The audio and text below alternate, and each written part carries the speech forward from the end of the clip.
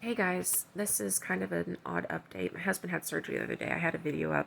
I took it down. Um, I felt weird about it, so I took it down. But he's going to be off work for 4 to 6 weeks. Um, Also, if you guys have any questions or want to talk, anything like that, my email address will be down in the description. Um, we've got a lot of weirdness going on in the United States. And the body of Jesus Christ, those of us that are awake need to be praying for our brothers and sisters. We need to be praying for Rob Skiba specifically. Um, I ran into some information last night. I don't know where to find all these updates and stuff, but Rob Skiba had to be put into a coma. He's been in the hospital for about 3 weeks, fighting COVID. Now, a lot of people that went on to the Take on the World conference came down with it, and it was an attack of the enemy, to say the very least. But even the attacks of the enemy, Yah uses for his own purposes.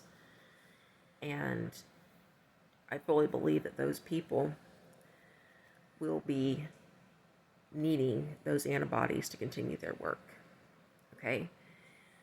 And maybe it's time for the rest of us to pick up the slack and stop depending on people like Rob to do the work that we need to take up.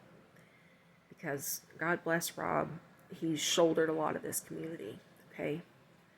So pray for him, hit your knees, and ask God what he wants you to do.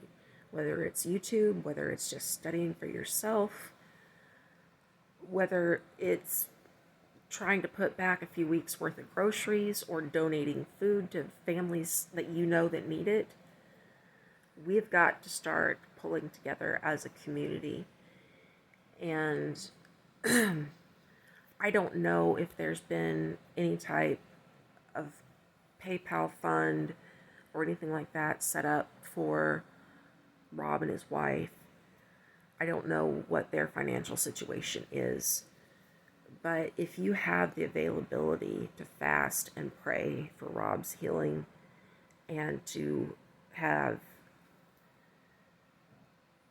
God's hand over their family, do that. Do that. I would also recommend that you guys start watching Stephen Danoon. I know I don't agree with Stephen's theology.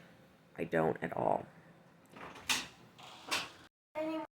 Sorry, my kiddo was in the room. Um, get your heart right. Understand that the information that Brother Benoon has at his disposal can help you fill in the blanks of what's going on. I pray about it because, like I said, I don't agree with his theology. I don't agree with how he sees the earth and doesn't use the biblical cosmological thing that can point out all the lies that are being passed through on how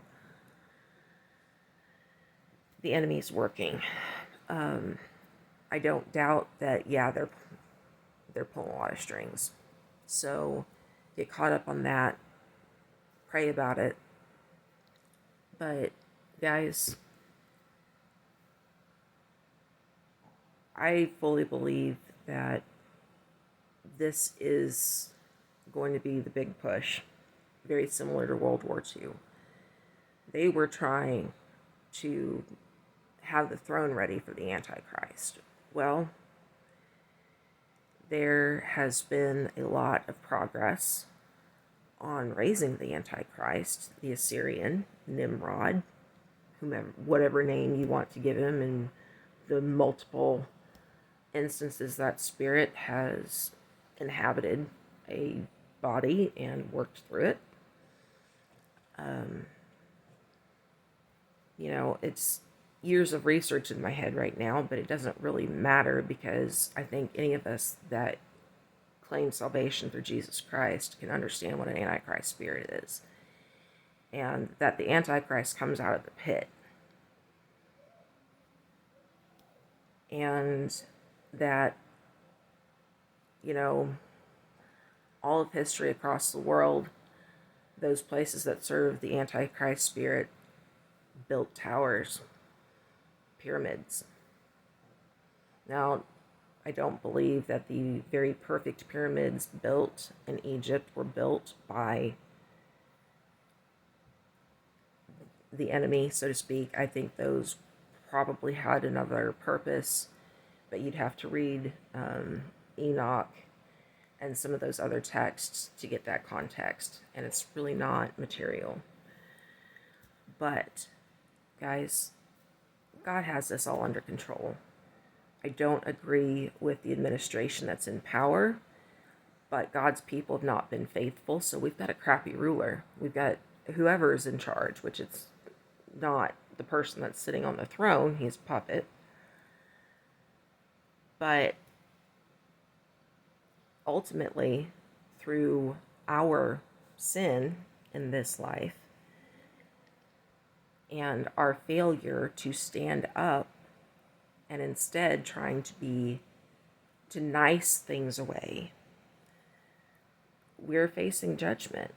And just like Jeremiah went into captivity, and Daniel wrote stuff that is now coming to pass while he was in captivity. That's what we're facing. Okay, we've been captive for a long time, but it's been comfortable. It's not going to be comfortable in the coming months and perhaps years. You need to get your heart right. You need to understand that the commandments that apply to you still apply. Okay? Now, if you haven't gotten far enough to understand that we don't sacrifice lambs, the only lamb that's involved is if we can afford it, or we raise one to eat for the Passover meal. That's it. But we're not sacrificing that lamb. We're just barbecuing it. So please understand that the commandments that apply to you are still in effect. The definition of sin is still transgressing God's law. 1 John 3, verse 4. Okay? You cannot get salvation through working the law. You get saved, and then you get to work. Because keeping the law doesn't get you saved, but righteousness is keeping the law, Luke 1:6. Okay? You don't automatically get your armor by praying for it. So I'm going to have to sign off there. I've got to clean out my phone.